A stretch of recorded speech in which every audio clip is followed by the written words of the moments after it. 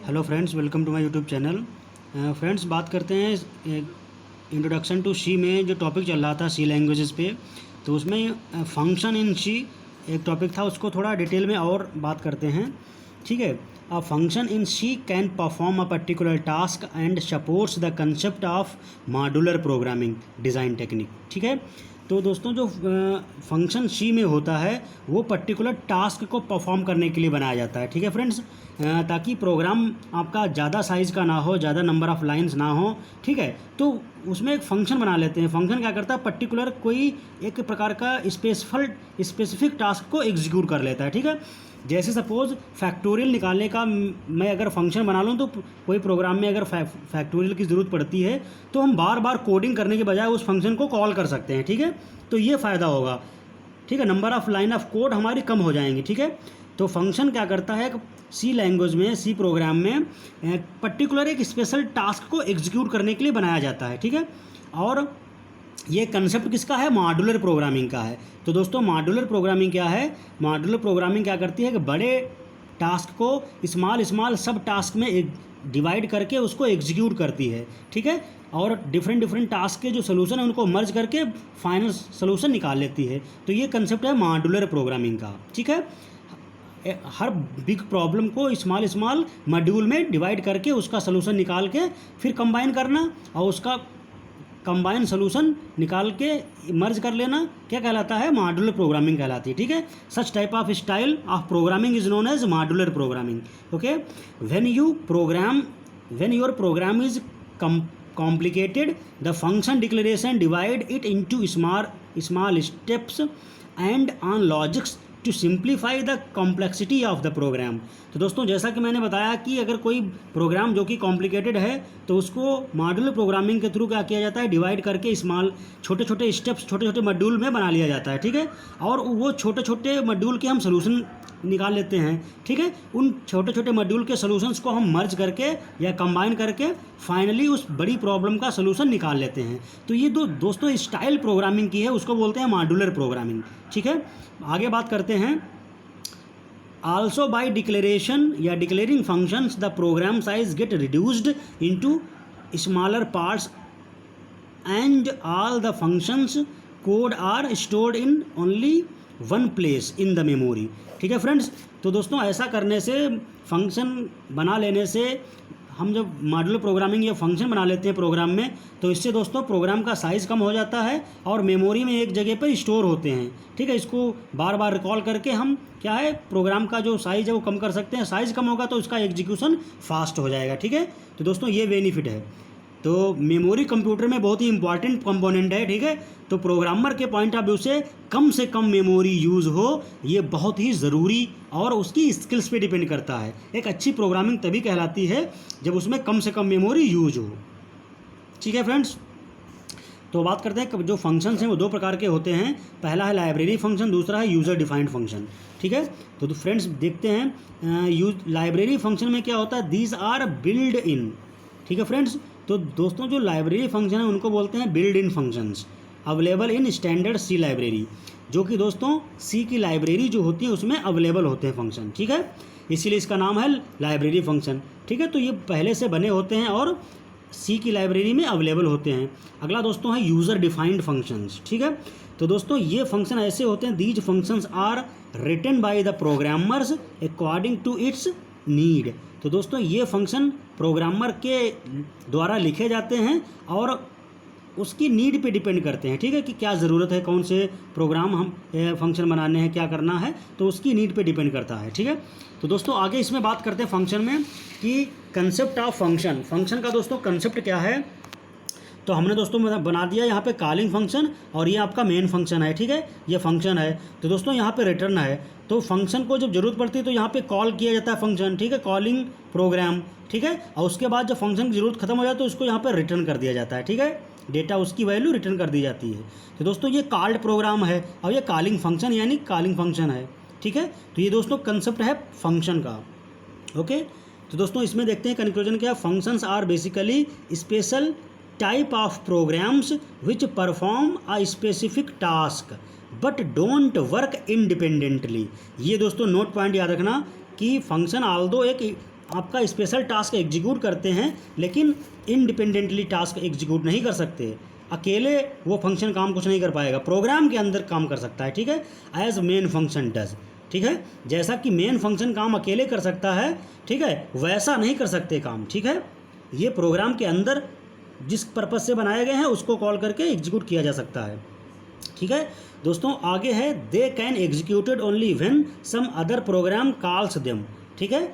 दोस्तों ये तभी एग्जीक्यूट हो सकते हैं जब कोई और इनको प्रोग्राम कॉल करता है, ठीक है, तब ये एग्जीक्यूट जो भी स्पेशल टास्क के लिए बनाए गए हैं वो टास्क एग्जीक्यूट कर सकते हैं, ठीक है। दोस्तों आगे है, if required they receive data from the program that had called them after processing the data, ठीक है। तो ये दोस्तों क्या है, जब इनकी ज़रूरत पड़ती है तो ये रिसीव करते हैं डेटा प्रोग्राम को, ठीक है, और उसके बाद जब ये सक्सेसफुली प्रोग्राम रन हो जाता है तो डेटा को वापस वहाँ रिटर्न कर दिया जाता है, ठीक है, सेम वैल्यू प्रोग्राम के अंदर, ठीक है।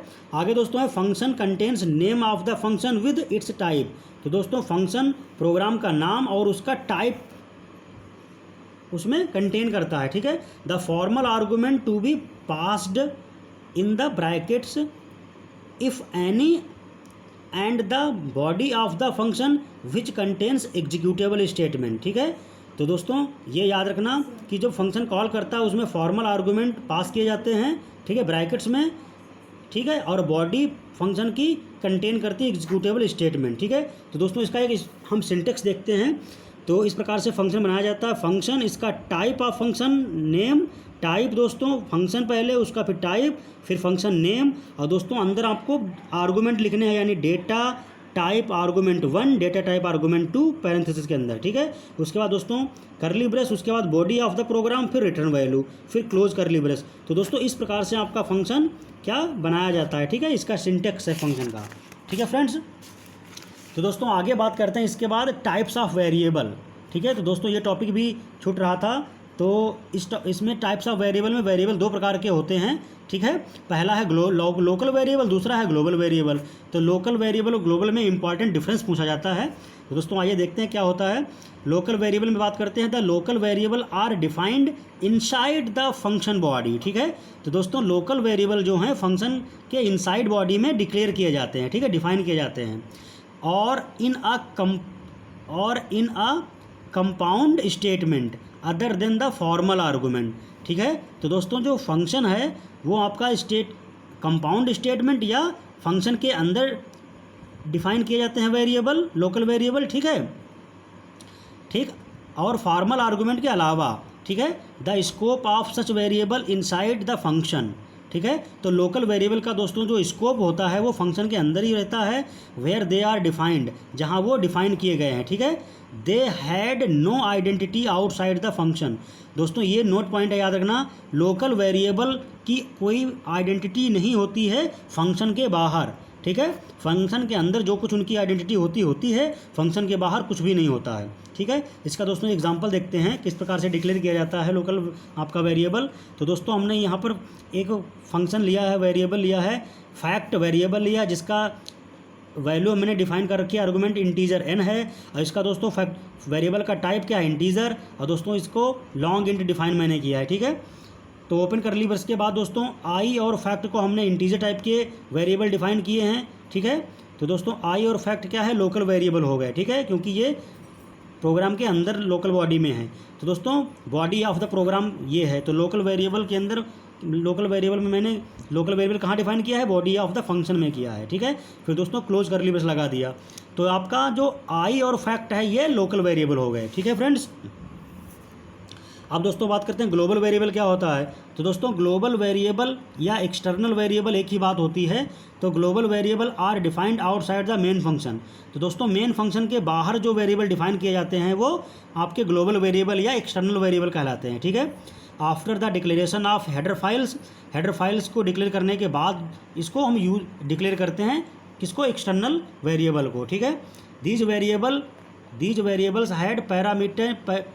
वेरिएबल्स हैड परमानेंट आइडेंटिटी, ठीक है। तो दोस्तों ये जो आपके ग्लोबल वेरिएबल हैं यानी एक्सटर्नल वेरिएबल हैं, इनकी दोस्तों परमानेंट हमेशा के लिए आइडेंटिटी होती है, ठीक है। पूरे प्रोग्राम भर में इनकी पूरे प्रोग्राम में इनकी आइडेंटिटी होती है, जबकि जो आपका लोकल वेरिएबल है वो अपनी की सिर्फ बॉडी के अंदर ही इसकी स्कोप होती है, बस बॉडी के बाहर इसकी कोई आइडेंटिटी नहीं होती है लोकल वेरिएबल की, जबकि ग्लोबल वेरिएबल पूरे प्रोग्राम तक इसका स्कोप होता है। ठीक है, थ्रू आउट प्रोग्राम मीन्स जब तक प्रोग्राम एग्जीक्यूट नहीं हो जाता तब तक इसकी पूरी क्या रहती है, स्कोप रहता है। ठीक है, आइडेंटिटी रहती है। क्लियर।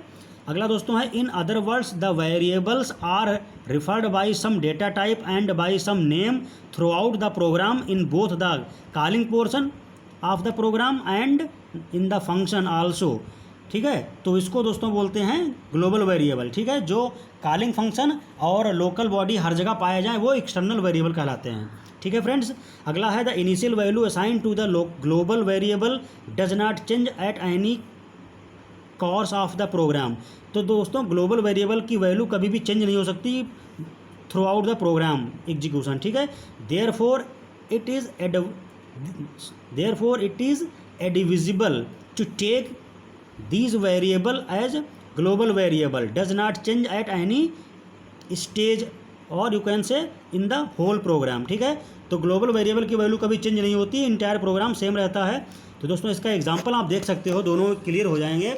हमने दोस्तों एक सिंपल प्रोग्राम लिया है, इसमें 2 हेडर फाइल लगा दिया। हेडर फाइल लगाने के बाद दोस्तों ए की वैल्यू असाइन किया 50 और बी की जो कि इंटीजर डेटा टाइप है दोस्तों, इसी प्रकार से बी की वैल्यू मैंने असाइन कर दी है 60, जो भी वो भी एक इंटीजर डेटा टाइप है। ठीक है, तो दोस्तों ए और बी दोनों आपके ग्लोबल वेरिएबल है क्योंकि मेन फंक्शन के ऊपर मैंने डिफाइन किया है। उसके बाद दोस्तों वाइड मेन यानी मेन फंक्शन मैंने डिक्लेयर किया। ठीक है, उसके बाद दोस्तों ओपन करली ब्रेस के बाद वाइड ऐड मैंने फंक्शन बनाया। ठीक है, उसके बाद दोस्तों यहाँ पे स्टेटमेंट आएंगे, उसके बाद क्लोज करली ब्रेस। तो आप क्लियर देख सकते हो फ्रेंड्स, जो आपके ए और बी वेरिएबल हैं वो ग्लोबल वेरिएबल हैं क्योंकि ये मेन फंक्शन के ऊपर डिफाइन किए गए हैं हेडर फाइल के बाद। ठीक है, और लोकल वेरिएबल मेन फंक्शन के बाद प्रोग्राम की बॉडी में डिफाइन किए जाते हैं। ठीक है, क्लियर। तो आई थिंक आपको समझ में आ गया होगा।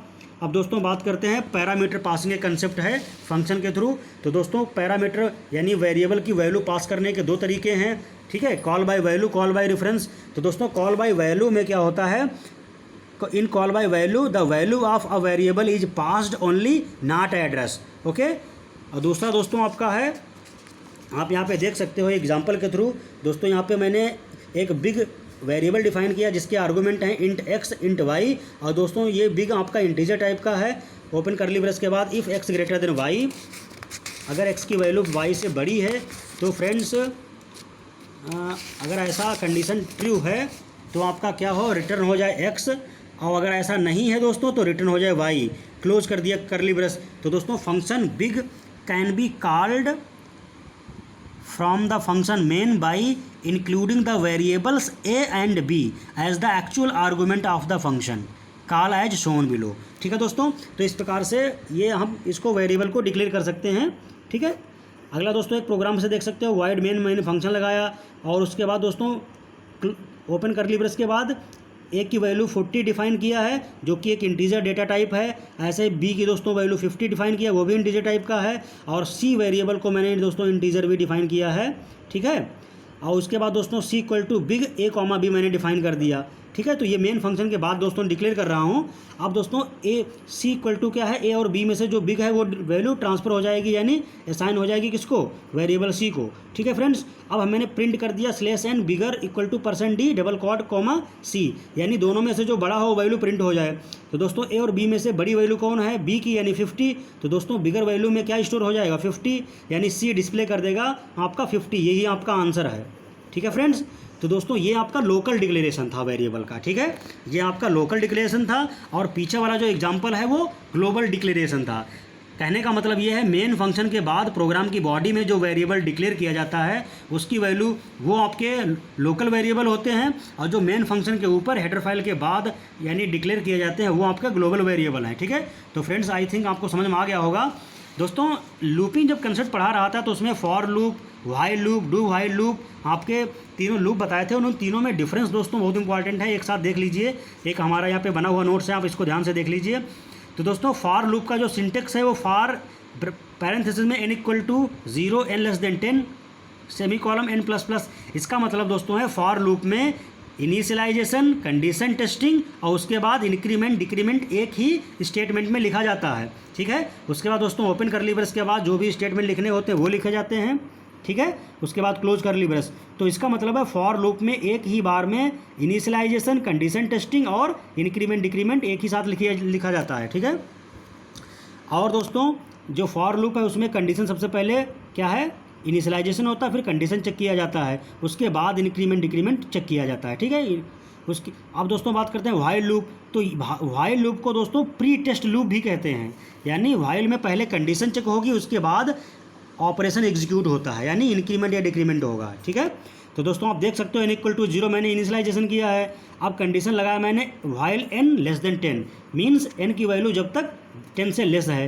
दोस्तों ओपन करली ब्रेस के बाद स्टेटमेंट लिखे और स्टेटमेंट मैंने लिखा है n=n+1 मीन्स n की वैल्यू एक इंक्रीमेंट हो रही है। ठीक है, तो दोस्तों अगर कंडीशन फॉल्स हुई तो ये लूप पहले ही टर्मिनेट हो जाएगा। ठीक है, मीन्स ये आपका प्री टेस्ट लूप है। ठीक है, व्हाइल लूप।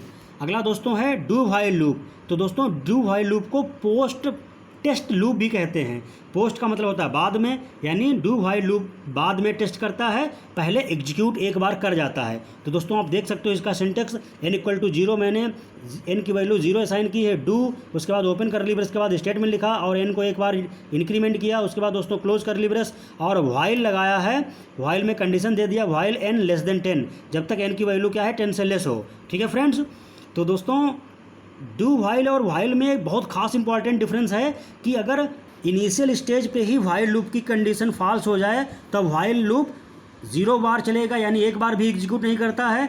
जबकि डू व्हाइल लूप अगर कंडीशन फॉल्स हो जाए स्टार्टिंग में ही, इनिशियल में, तब भी एटलीस्ट एक बार एग्जीक्यूट हो जाता है। ठीक है, कंडीशन स्टार्टिंग में ही अगर फेल हो गई तब भी डू व्हाइल लूप एटलीस्ट एक बार तो एग्जीक्यूट कर जाएगा। ठीक है, तो ये मेजर डिफरेंस है, इसको दोस्तों याद रखना, कई कॉम्पिटिटिव एग्जाम में पूछा जाता है। ठीक है, और दोस्तों व्हाइल लूप आपका एंट्री टेस्ट लूप है या कह सकते हो प्री टेस्ट लूप है, यानी कह सकते हो एंट्री कंट्रोल्ड लूप है। ठीक है, और आपका जो डू व्हाइल लूप है वो एग्जिट कंट्रोल लूप है। ठीक, या कह सकते हो पोस्ट टेस्ट लूप है। ठीक है, तो दोस्तों आई थिंक आपको कंटेंट समझ में आया होगा। दोस्तों बोर्ड्स पे नहीं लेकिन कॉपी से आपको पढ़ा रहा हूँ, लेकिन कंसेप्ट आपको समझ में आ रहा होगा, क्योंकि उस पर दोस्तों टाइम और अनदर पर्सन की ज़रूरत पड़ेगी। तो दोस्तों अगर कंटेंट आपको रिलायबल, आपके लिए हेल्पफुल लग रहा है तो वीडियो को लाइक कीजिए, फ्रेंड्स को शेयर कीजिए और जो भी रिक्वायर्ड पर्सन है उसको शेयर कीजिए। अगर आप न्यू यूज़र है तो चैनल को सब्सक्राइब कीजिए। ठीक है, और बेल आइकन को प्रेस कर देना ताकि जब भी मैं कोई वीडियो नया अपलोड करूँ तो आपको इमीडिएट इन्फॉर्मेशन हो जाए। तो दोस्तों मिलते हैं न्यू वीडियो पे, तब तक के लिए थैंक यू।